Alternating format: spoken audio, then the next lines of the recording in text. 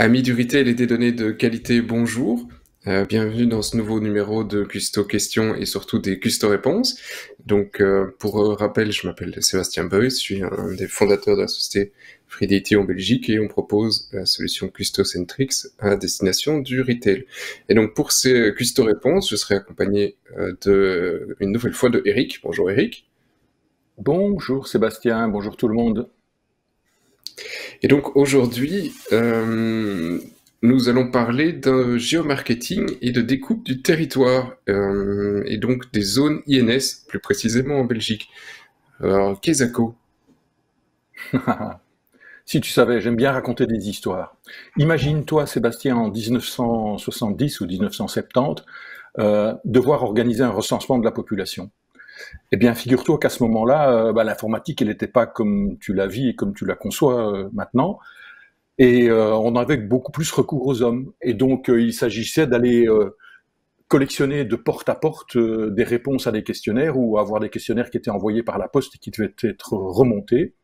Et donc, il y avait toute une logistique qu'il y avait à mettre en place derrière. Et donc, ce que les concepteurs de ce recensement de population ont imaginé, c'est de découper le territoire en petites unités surfaciques avec un nombre de personnes qui habitent de nombres plus ou moins équivalents pour avoir une charge de travail entre chacun des enquêteurs ou chacune des personnes qui allaient relever. Et donc, ils ont découpé le territoire en 19 980 ou 781 secteurs statistiques. Aujourd'hui, on a 581 communes. À ce moment-là, il y avait encore des anciennes communes en Belgique, elles étaient au nombre de 2359, et ils ont subdivisé ces communes en quartiers statistiques. Voilà, c'est ça le principe de leur façon de faire. Mais c'est quoi finalement un secteur statistique en fait? Ah ben alors, un secteur statistique, c'est donc une petite unité territoriale qui a été définie pour les besoins de la pratique de recensement de population euh, et, qui a, et qui a été remodelée quelques fois. Et ce qui est important dans un secteur statistique, c'est que ceux qui ont conçu ça, ils ont eu la bonne idée de faire appel à des géographes.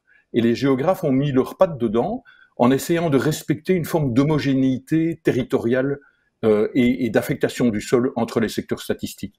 Donc, par exemple, si vous avez un petit village qui est au milieu des bois, eh bien, le secteur statistique ou la commune va être divisée en plusieurs morceaux, dont un qui représente le noyau d'habitation, les autres avec les habitations dispersées. Quand vous êtes dans une commune et qu'il y a, par exemple, un petit quartier avec des habitations sociales, ben, on va respecter les limites du quartier pour avoir une certaine forme d'homogénéité du paysage et du territoire derrière les secteurs statistiques. C'est donc ça la définition, une petite unité territoriale qui permet de pratiquer le recensement de population. Ouais, ça c'est top en théorie, mais alors en pratique, comment est-ce que on fait pour lier une maison ou un immeuble ou une rue à un secteur statistique? Ah, je vois l'informaticien qui se pose des questions là. Eh bien, au départ, les données, effectivement, elles étaient encodées.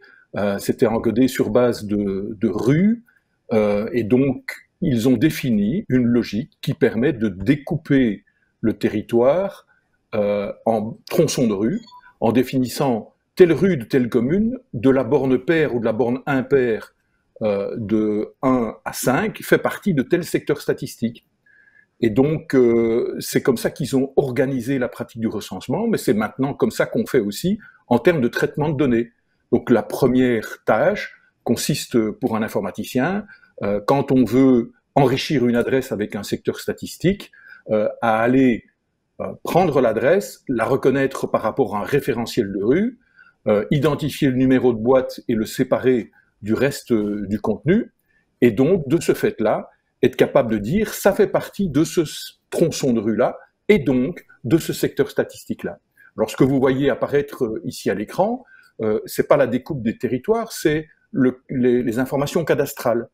Et donc, quand on superpose une vue aérienne avec les données de cadastre, ben, on voit bien qu'elles se superposent assez facilement. Et donc, chaque adresse, effectivement, comme pour le cadastre, elle est reliée à une rue et on peut découper donc en tronçons de rue le territoire et agréger ça sous forme de secteur statistique. C'est comme ça que ça se passe. Finalement, c'est assez simple à comprendre quand tu l'expliques, hein. Mais du coup, maintenant, tu as effectivement ces secteurs statistiques.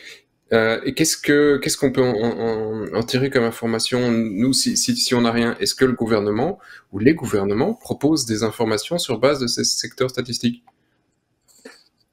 Bah oui, c'est à ça que servent les recensements de population. Donc eux, ils permettent de collecter de la donnée individuelle. Et l'objectif du secteur statistique, c'est de rendre ces données dépersonnalisées et agrégées avec un niveau suffisant pour garantir l'anonymat des données qui se trouvent derrière. Et donc, il y a toute une série de variables qui sont remontées et proposées sous forme de données accessibles à tout le monde maintenant, et qui concernent donc des données démographiques, donc par exemple le sexe, l'âge, la situation matrimoniale. Donc on peut savoir par secteur statistique quel est le pourcentage de la population par tranche d'âge et par sexe. Le type de noyaux familiaux, la taille des noyaux familiaux, donc on peut savoir si c'est un secteur statistique où il y a beaucoup de familles avec enfants, par exemple, le niveau d'instruction du chef du ménage, est-ce que c'est quelqu'un qui a fait des études universitaires ou qui s'est contenté d'un certificat d'études primaires, le type d'emploi, est-ce que ce sont des employés, des fonctionnaires, des indépendants, des patrons d'entreprise, le type de logement, très important, les revenus, et donc on publie des revenus moyens et des revenus médians, mais là on va en parler tout de suite, et puis aussi du fait qu'on a maintenant une façon de pouvoir traiter des adresses, bien n'importe quelle source de données comportant une adresse peut être donc affectée à un secteur statistique. Et donc, par exemple, en géomarketing, si on veut savoir le nombre d'emplois dans un secteur statistique donné, pour peu qu'on ait accès à des fichiers d'entreprise avec des données d'emploi sur le lieu de travail, ben on est capable de les agréger et d'avoir une donnée de nombre d'emplois par secteur statistique, ce qui ne fait pas partie du recensement de population en soi.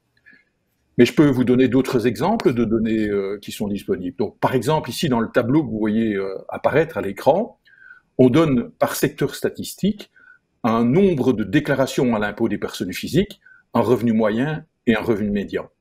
Et vous voyez bien que, vous imaginez bien que pour des gens qui font du marketing, le fait d'être capable de manipuler la somme totale des revenus d'une population, analyser le revenu moyen, le revenu médian, sa différence, etc., c'est extrêmement utile. Alors, par exemple, il y a des enquêtes de dépenses de consommateurs qui permettent de savoir quelle est la part des revenus qu'on affecte à tel type de dépenses en règle générale. Eh bien, les statisticiens, plutôt les responsables ou ceux qui pratiquent l'économétrie, sont capables d'aller calculer par secteur statistique avec une probabilité assez élevée, quelle est la part des dépenses qui est affectée à chacune des grandes catégories de dépenses. Et c'est basé, ça, sur l'observation des revenus et sur des élasticités dépendant de la taille des ménages, dépendant du revenu moyen, du revenu médian, etc. Vous voyez que, en agrégeant tout ça, on commence à avoir une information redoutable. Et c'est évidemment la dernière sub-question de ce numéro, c'est effectivement, à partir du moment où on a toutes ces données, comment on les exploite, qu'est-ce qu'on peut en faire? Est-ce que tu as quelques exemples concrets pour nous? Bah oui, je peux te montrer deux exemples, des exemples d'exploitation cartographique et des exemples de modélisation et de calcul d'indicateurs de performance. On a déjà un petit peu parlé de modélisation quand je t'ai parlé d'estimer les dépenses au niveau des secteurs statistiques. Et donc voici par exemple une exploitation cartographique qui colorie la surface de chaque secteur statistique sur la région bruxelloise avec un dégradé de couleur, d'une couleur dense vers une couleur légère, simplement pour exprimer où se trouvent les plus grandes densités de population. Donc c'est un ratio entre le nombre d'habitants et la surface, et donc ça donne un nombre d'habitants par kilomètre carré ou par mètre carré, et on peut représenter ça sur une cartographie, et on voit bien qu'il y a certaines zones de Bruxelles qui sont nettement plus denses en population que d'autres. Autre type d'explication, Sébastien, par exemple, ça c'est quelque chose qu'on manipule dans notre outil, dans Costocentrix, en géomarketing, c'est comme on est capable de calculer un nombre d'adresses ou un nombre de clients à un endroit donné, on est capable de le rapporter à ce que je t'indiquais tout à l'heure, le nombre de déclarations ou le nombre de personnes qui résident dans ce secteur statistique, et de calculer ce qu'on appelle des taux de pénétration ou des taux d'emprise. Et donc ici, on voit un secteur statistique en gris, on monte sa surface, on monte sa fiche signalétique, Et puis on a représenté au centre de chaque secteur statistique une boule dont la taille est proportionnelle au nombre d'habitants et dont la couleur varie en fonction du taux de pénétration. Donc une grosse boule toute rouge, c'est un secteur statistique dans lequel il y a beaucoup d'habitants et où l'enseigne en question a une emprise importante, un taux de pénétration important. Et donc ça permet d'analyser la capacité d'un réseau à couvrir un territoire et à découvrir ce qu'on appelle dans notre jargon des taches blanches, c'est-à-dire des zones qui sont moins couvertes que d'autres.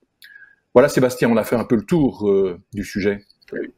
Oui, un tout grand merci Eric pour toutes ces réponses à ces custo-réponses et j'espère que vous avez tous appris plein de choses. N'hésitez pas si vous avez la moindre question sur le sujet à commenter sous la vidéo sur les différents médiums ou à nous contacter par email. À bientôt pour d'autres custo-questions.